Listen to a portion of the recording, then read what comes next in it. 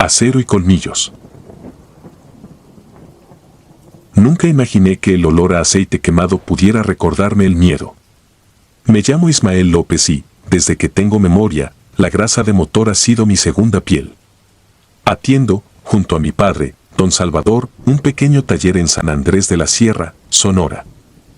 Además de reparar coches, damos servicio de remolque en la carretera Federal 16, una cinta de asfalto que se desangra entre Barrancas y Monte Ralo. La noche que nos marcó empezó como cualquier viernes, frenos gastados por la mañana, una bomba de gasolina muerta por la tarde. Ya cerrábamos cuando la Guardia Nacional avisó de un tráiler varado en la curva del Mirador del Coyote, 40 kilómetros cuesta arriba. Salimos de inmediato, la grúa rechinaba, las cadenas tintineaban y el reloj marcaba las 10:40 cuando el monte nos tragó. Enganchamos el tráiler sin contratiempos y emprendimos el regreso. Apenas 2 kilómetros más adelante, los faros iluminaron algo oscuro plantado en medio de la vía. Reduje la marcha. Era un perro gigantesco, tan negro que parecía absorber la luz. Toqué el claxon. Nada. Mis dedos se crisparon sobre el volante mientras mi padre murmuraba una oración vieja, de esas que se usan cuando la lógica no basta. Detuve la grúa. El silencio resultó insoportable, no corría una brisa, no cantó un grillo. Mi padre bajó con la linterna en alto. Avanzó silbando, como si bastara un gesto amable para despejar el peligro. A cada paso, el haz de luz temblaba sobre el lomo del animal. Entonces la lámpara parpadeó y se extinguió. El perro alzó la cabeza, sus ojos ardían como brasas recién avivadas y un gruñido gélido recorrió la carretera, metálico, imposible. Mi padre retrocedió. Fue suficiente para que la bestia saltara y chocara contra la puerta de la grúa con un estruendo que estremeció el chasis entero. Grité algo que ni yo mismo entendí, engrané primera y pisé a fondo. Mi padre se arrojó a la cabina un instante antes de que las llantas escupieran grava. La carrocería se hundió hacia adentro como si la hubiera golpeado un martillo neumático, el espejo lateral voló hecho añicos. En él alcancé a ver a la criatura persiguiéndonos, pero no corría, parecía deslizarse sobre la superficie, el lomo erizado, la mandíbula goteando un hilo espeso y negruzco. Nos siguió apenas 30 metros y se desvaneció entre los pinos. Sin creer en la tregua, mantuve el pedal a fondo hasta que los pistones amenazaron con reventar. Llegamos al taller después de la 1. Al frenar, descubrimos un boquete del tamaño de una llanta en la portezuela derecha, el metal estaba caliente, casi al rojo, y en la reja deformada se apreciaban hileras de dientes hundidas como si hubieran sido estampadas con una prensa hidráulica. Cerramos la cortina metálica y nos obligamos a pasar la noche allí, porque nadie iba a salir de nuevo a esa carretera. El silencio dentro del taller se volvió viscoso. Las lámparas fluorescentes zumbaron y, de pronto, el ventilador industrial se encendió solo, las aspas giraron con frenesí y el aire trajo un ladrido grave, profundo, que parecía resonar dentro de los muros. Luego otro. Y otro. El concreto vibró bajo nuestros pies. La cortina de acero se hinchó desde afuera como si algo enorme respirara contra ella. Antes de que pudiera reaccionar, la lámina se partió en tiras. Entró. Ya no era un perro, tenía placas de hierro soldadas como escamas, garras de alambre retorcido, y en lugar de hocico un cilindro humeante que escupía aire ardiente. Un hedor a azufre y carne cruda invadió cada rincón. Retrocedí hasta chocar con el torno, mis botas patinaron en aceite. La bestia avanzó y cada paso dejaba marcas negras que hervían en el cemento. Mi padre intentó apartarla con una barra, pero el metal se fundió al contacto. Aquello gruñó, un chirrido de engranes moliendo su propia rabia. Sentí que el cuerpo entero me temblaba, como si mi esqueleto buscara un hueco para huir. Sin pensar, trepé a la plataforma del tráiler y tiré de las cadenas, envolviéndome en las vigas de acero como quien viste una armadura. La criatura saltó. Cuando aterrizó sobre la carga, los 20.000 kilos de metal vibraron y varias vigas cayeron, aplastando parte de la coraza bestial. Un alarido estridente rasgó el aire, la onda sonora apagó las luces y dejó todo oscuro salvo por los ojos incandescentes del monstruo. El olor a ozono y soldadura llenó mis pulmones. La bestia se retorció bajo el peso y estalló en un chorro de chispas azules que iluminó el taller como un relámpago interior. El suelo tembló. Me arrojé de la plataforma y casi arrastré a mi padre hacia la calle, donde un amanecer enfermizo empezaba a colorear el horizonte. Cuando volvimos, horas después, la cortina estaba intacta, la abolladura había desaparecido y ni una chispa de metal figuraba en el suelo.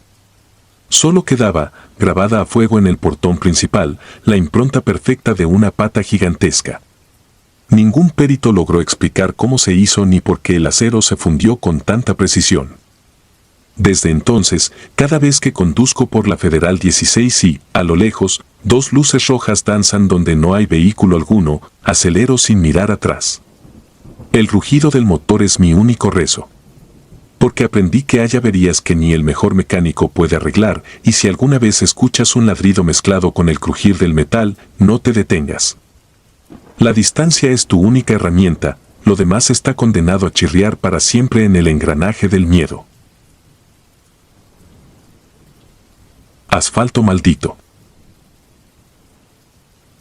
Mi nombre es Germán Ávila y llevo 20 años desarmando motores en un pequeño taller de tractocamiones, pegado al kilómetro 27 de la autopista federal que conecta Durango con Gómez Palacio.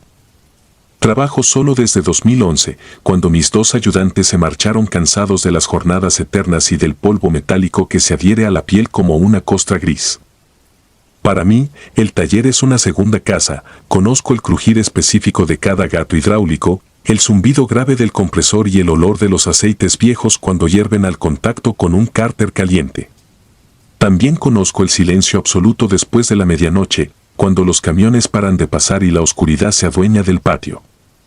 Fue precisamente un 3 de septiembre de 2013, en una noche que parecía igual a cualquier otra, cuando descubrí que incluso el acero puede temblar de miedo. Ese martes había empezado a llover a las 6 de la tarde. Goterones gruesos golpeaban el techo de lámina y reverberaban en mis tímpanos como si alguien martillara lámina sobre mi cabeza. Tenía retrasada la entrega de un tráiler Kenworth T800 cuyo diferencial se había reventado subiendo la sierra de Nombre de Dios. El chofer, un tipo serio apodado El Jara, me había jurado que pasaría por él a primera hora, así que me quedé trabajando hasta que la tormenta hizo imposible seguir soldando. A las 2:15 de la mañana cerré las puertas corredizas, apagué el compresor y guardé las llaves en el bolsillo interior de mi overol. El mundo se había vuelto una masa negra salpicada por relámpagos distantes. El aroma a tierra mojada me resultaba familiar y, de cierto modo, reconfortante.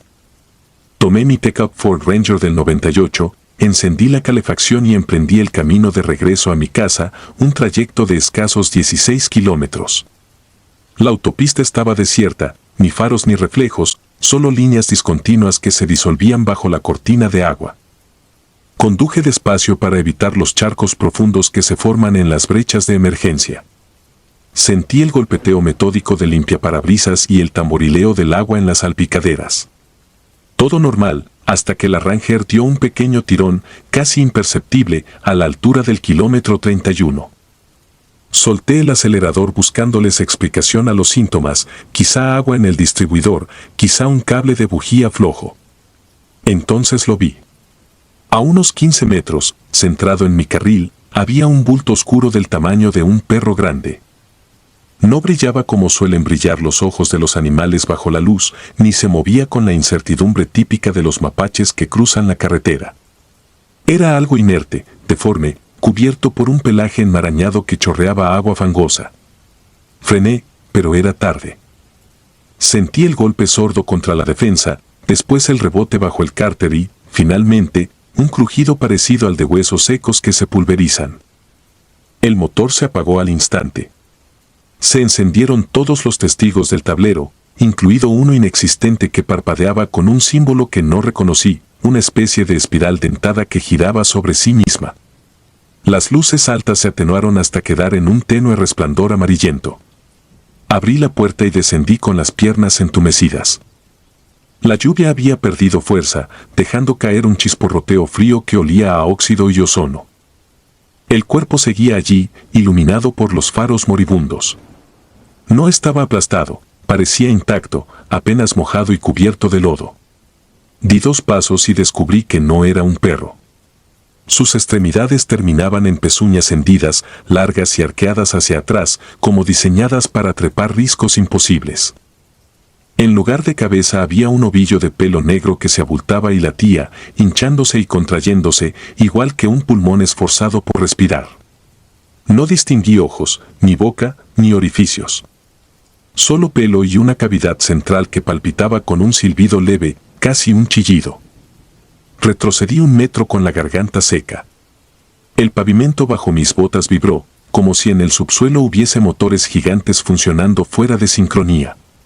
Quise sacar el celular para pedir ayuda, pero la pantalla estaba cuarteada y muerta.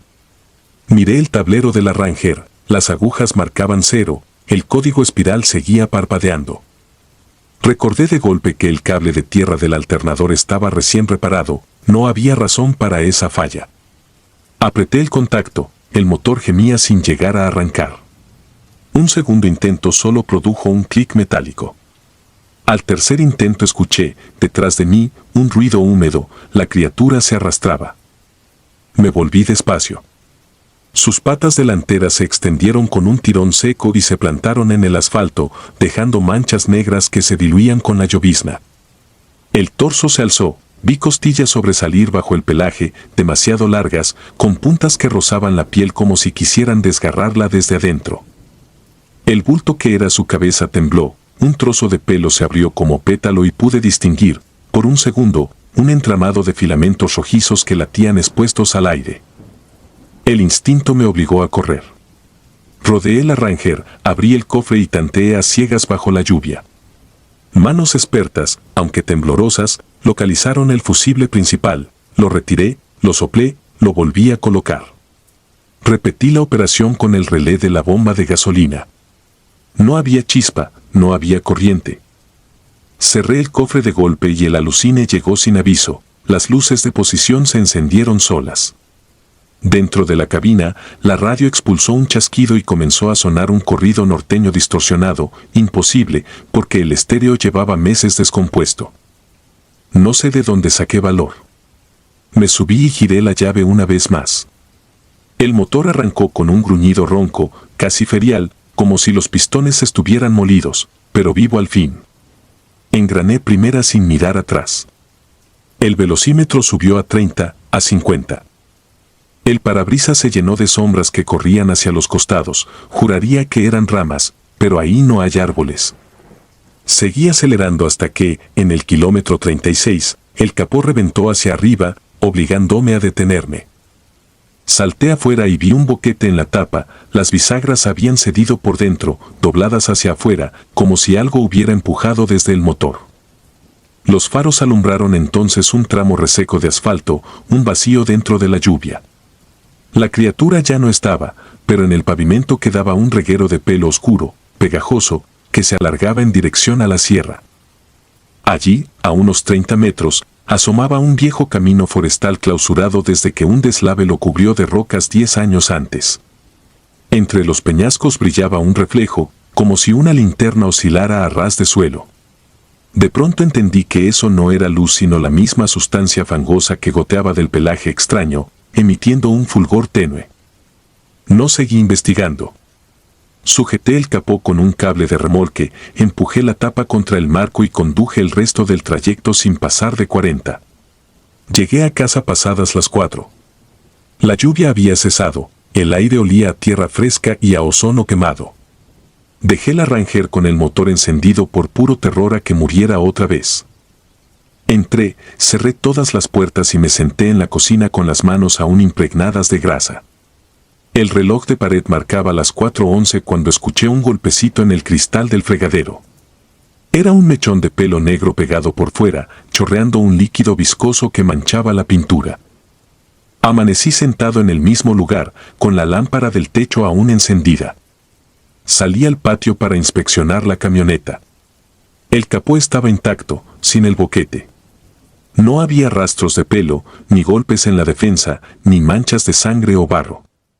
Revisé el cárter, las tijeras, los ejes de transmisión, todo limpio. El odómetro marcaba exactamente los kilómetros habituales de cada jornada. Solo encontré una anomalía: el fusible principal, nuevo la semana anterior, estaba ausente. En su lugar había una tira delgada de cuero reseco, retorcida y atada en forma de espiral. Esa misma mañana llamé a El Jara para disculparme. Inventé que una avería me impidió terminar el diferencial. Mientras hablaba, vi en la pantalla un reflejo fugaz detrás de mí, una sombra alargada que se desvaneció con el parpadeo del teléfono. Corté la llamada y me sentí observado. No volví al taller durante una semana. Cuando finalmente regresé, el portón mostraba profundas marcas curvas, como zarpazos de algo que tuviera pezuñas hendidas. Los días siguientes fueron un desfile de fallas eléctricas sin patrón. Compresores que arrancaban solos a medianoche, luces que estallaban, baterías nuevas que amanecían descargadas y con el electrolito teñido de un tono negruzco. Cada tanto encontraba mechones de pelo húmedo en los rincones más improbables, dentro de un carburador sellado, sobre el asiento del montacargas, en el bolsillo del overol que había dejado colgado tras la puerta. Consulté a un veterinario, a un cazador y hasta a un curandero tarahumara. Nadie identificó la criatura. El curandero solo dijo, con un temblor en la voz, que existen formas de vida que no deben ser nombradas porque no se rigen por la carne sino por la memoria del hierro, espíritus forjados en los metales rotos de las máquinas. Entidades que se alimentan del ruido y del calor generado por los motores.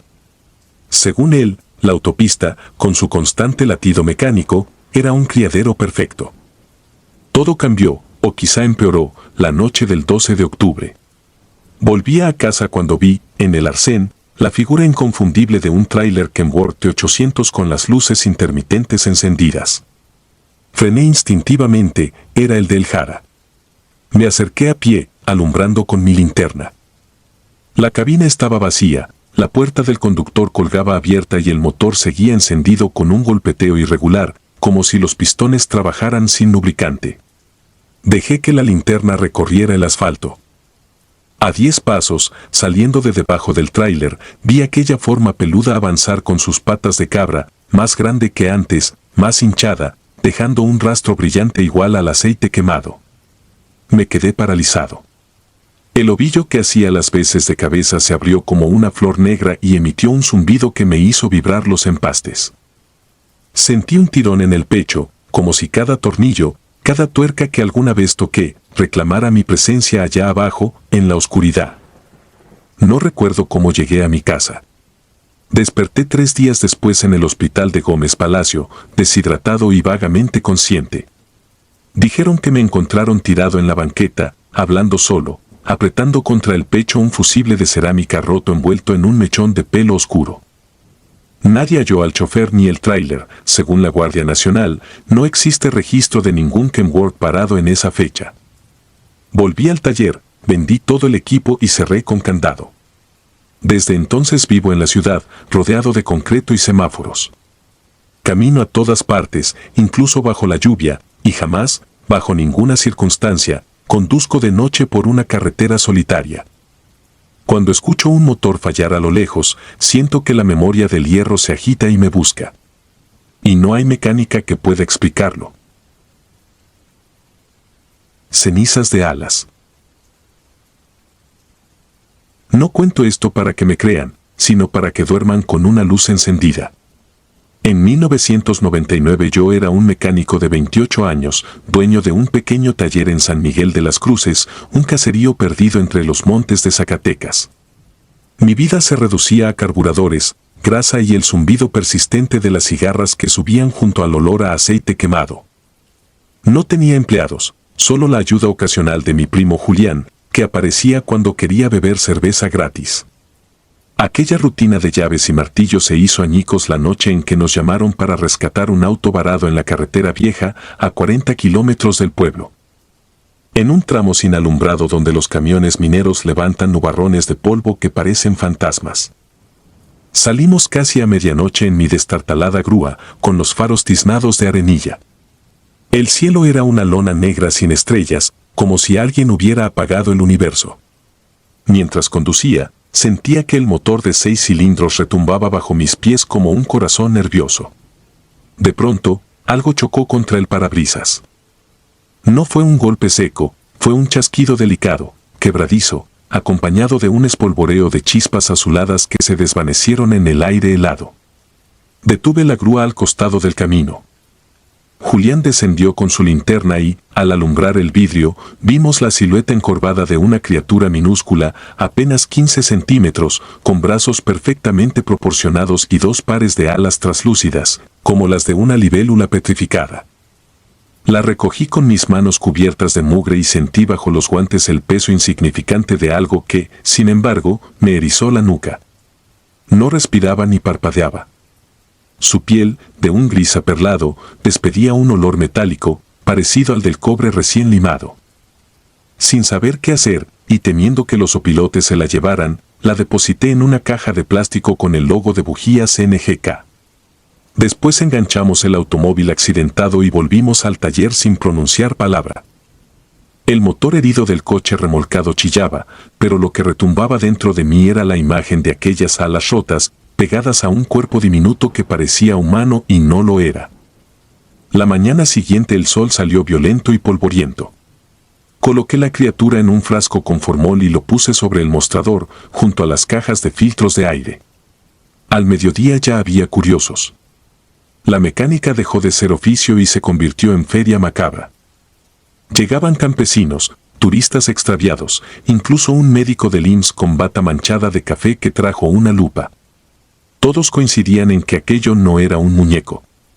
El eco de la noticia se propagó por cerros y radios comunitarias y el pueblo, hambriento de milagros, formó fila frente a mi portón oxidado.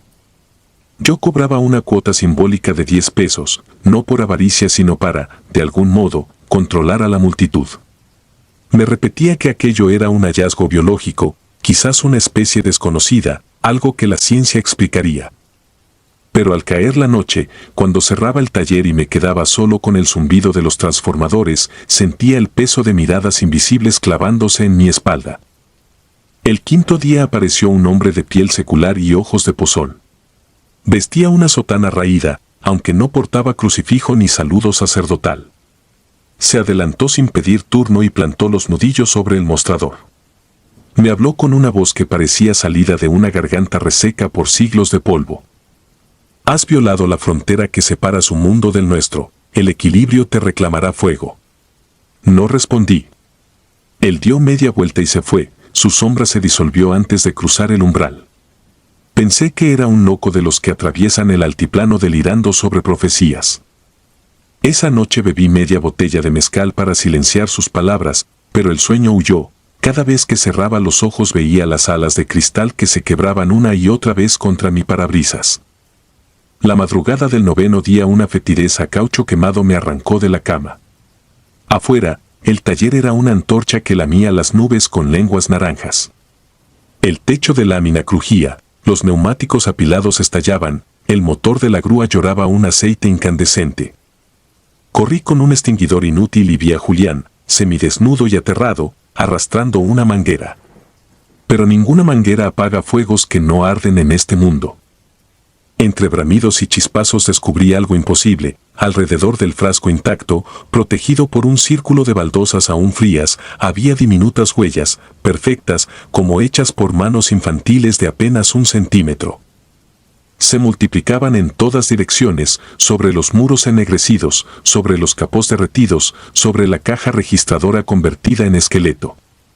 Y entonces olí un perfume dulce, de flor marchita, que flotaba por encima del hollín. Los bomberos tardaron, si no horas, siglos. Cuando el sol clareó, mi taller era una cáscara carbonizada. Ningún cortocircuito, ningún bidón de gasolina estallado, las llamas parecían haber surgido de dentro de las vigas como una enfermedad. El perito municipal dijo que nunca había visto un patrón de combustión tan selectivo. El frasco seguía indemne, sumergido en un silencio que dolía. Lo llevé a casa, temblando como nunca tembló mi pulso bajo el volante. Esa noche intenté rezar, pero las palabras se enredaron en mi lengua. Juré enterrar el frasco en lo profundo del monte y olvidarlo todo al amanecer. No cumplí el juramento. La criatura empezó a corromperse, pese al formol. Su piel se reventaba en llagas negras, y de las heridas brotaban hilos blanquecinos parecidos a telarañas húmedas. El olor a cobre se tornó en hedor de fosa común. Aún así, no podía apartar la vista, había en ella algo que quería decirme una última cosa. Y lo dijo, aunque no con voz ni sonido, lo dijo con sueños. Cada vez que me quedaba dormido, me veía de pie en un garaje gigantesco, infinito, donde columnas de herramientas colgaban como racimos. En el centro, un árbol incendiado sostenía miles de pequeñas figuras aladas que chillaban sin boca. Cuando despertaba, tenía la garganta tan seca que sangraba. El pueblo empezó a mirarme con recelo. La gente susurraba algo sobre maldiciones mineras, sobre devociones antiguas que habitan en los veneros.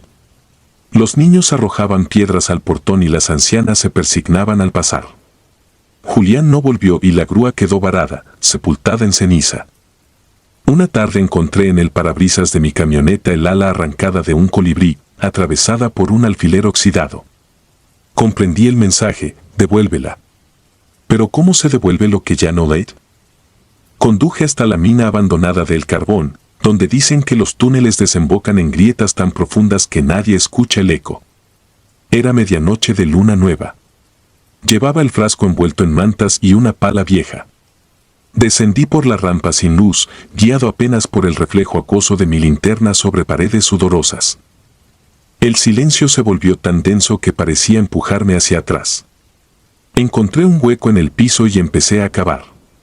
Cada palada devolvía un vapor que apestaba a salmuera y moho antiguo.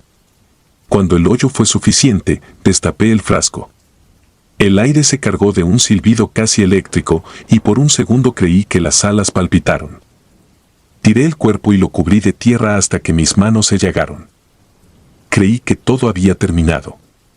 Mis sueños cesaron, el hedor desapareció y el pueblo olvidó. Conseguí un empleo como mecánico en la gasolinera más cercana, vivía en un cuarto detrás de los surtidores y dejé de hablar de aquel invierno. Pasaron 2 años. Una madrugada, mientras cambiaba el filtro de aceite a un tráiler, un insecto chocó contra el foco del techo. Era grande para ser un insecto, su sombra, proyectada contra la pared, mostró 2 brazos, 2 piernas y un par de alas translúcidas agitándose con furia. Se precipitó contra mí, y al golpearme la mejilla sentí la quemadura de ácido.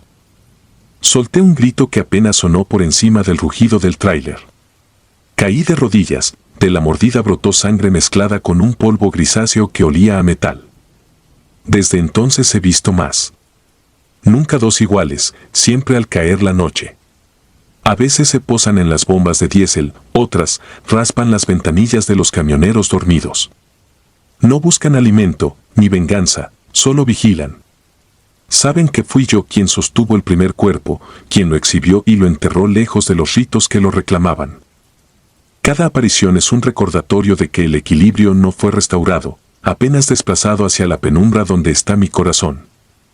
Escribo esto en un cuaderno grasiento, bajo la tenue luz amarilla del garaje de turno. Mi camiseta está empapada de aceite y miedo. Fuera, las cigarras han callado y el aire huele a chispas eléctricas. El mecánico del turno siguiente llegará al amanecer, encontrará el cuaderno abierto y quizás un reguero de polvo gris sobre el suelo. No habrá incendios esta vez, solo el silencio de un motor al detenerse. Si alguien pregunta por mí, díganle que sigo trabajando entre engranajes, pero que ahora escucho un zumbido distinto, el aleteo de aquello que nunca debió cruzar nuestro parabrisas. Cuando vean una luz azulada rebotar en la noche, no intenten atraparla.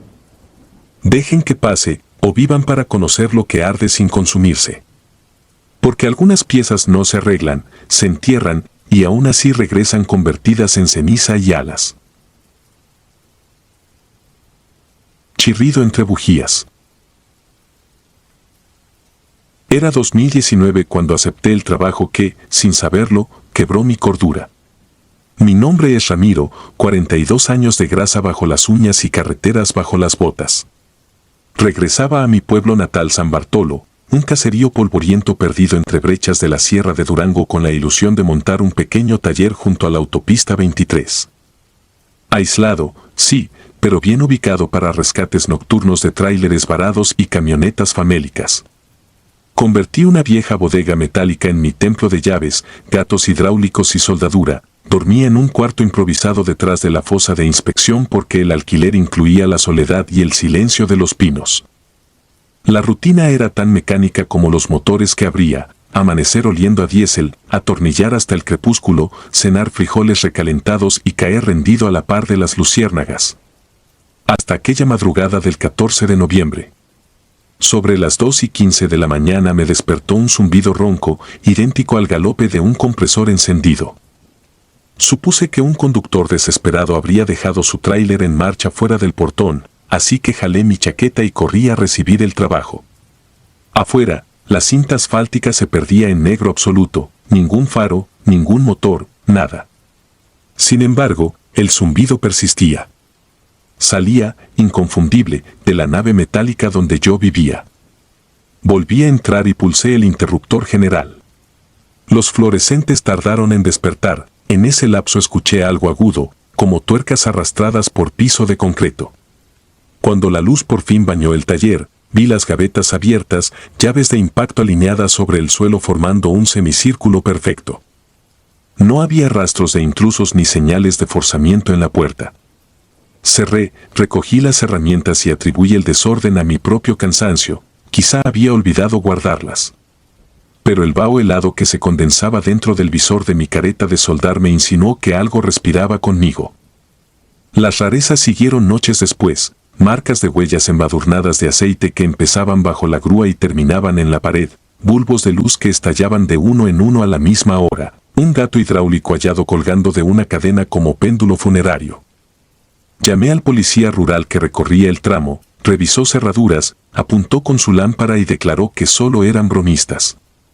Nadie se detendría a 30 kilómetros de cualquier ranchería para chistar con un mecánico solitario, pensé, pero firmé la denuncia para sentirme acompañado, al menos en papel. El 27 de noviembre llegó la prueba irrevocable de que aquello no respiraba como nosotros. A las 11:40 de la noche una ráfaga sacudió los ventanales y el aire se impregnó de un olor acre a baterías quemadas. Se fue la luz. Tomé mi linterna y bajé a la fosa para alcanzar el generador portátil. Trepado en la escalera escuché, justo encima, el chasquido de llantas sobre grava y un motor ahogado tosiendo. En el vano de la puerta apareció un sedán antiguo, oxidado en extremos imposibles, con los 4 neumáticos hechos jirones. El conductor no se veía. Lo insólito era que el chasis vibraba, titilaba con destellos azulados, como si la carrocería absorbiera relámpagos internos. La lógica me obligó a subir la escalera, pero el instinto me clavó en los escalones. Entonces lo percibí. No pasos, sino un arrastre lento, viscoso, igual al de un cable grueso reptando sobre metal. Alcé la linterna, frente al coche, emergiendo por el hueco donde debía ir el motor, se elevaba una silueta larga y delgada, recubierta por una película gris aceitosa que chorreaba en hilos. No tenía cabeza discernible, solo 2 cavidades ovaladas y negras donde mi luz se extinguía como aspirada hacia la nada. Sentí el olor a ozono quemando mi garganta. El ser se dobló, apoyó extremidades huesudas sobre el cofre y comenzó a reptar hacia mí. No recuerdo haber gritado, la linterna rodó, chocó, murió, el generador jamás se encendió. Desperté en el piso con la campana de la grúa oscilando sobre mi cara, las cadenas golpeándome el pómulo. Amanecía. Pensé que había sufrido un accidente, pero todo estaba intacto excepto un detalle, sobre el concreto, al pie del sedán fantasma que ya no estaba habían quedado impresas 2 hendiduras profundas, paralelas. Como si un artefacto incandescente hubiese derretido la superficie. A ras de suelo, todavía flotaba un tufillo metálico que erizaba la piel. Cerré el taller, crucé el municipio y pedí alojamiento en casa de mi hermana. Dejé atrás las herramientas y apliqué cerrado por inventario hasta nuevo aviso. Pasé una semana lejos, mas la mente regresaba al susurro de cadenas y a las órbitas huecas tragándose mi linterna. Me prometía no volver, pero el negocio era todo mi patrimonio. El 5 de diciembre retorné a regañadientes con la policía. Revisamos y no hallamos anomalías, salvo la ranura de concreto fundido. El oficial tomó fotos, meneó la cabeza y estampó otro reporte sin destino.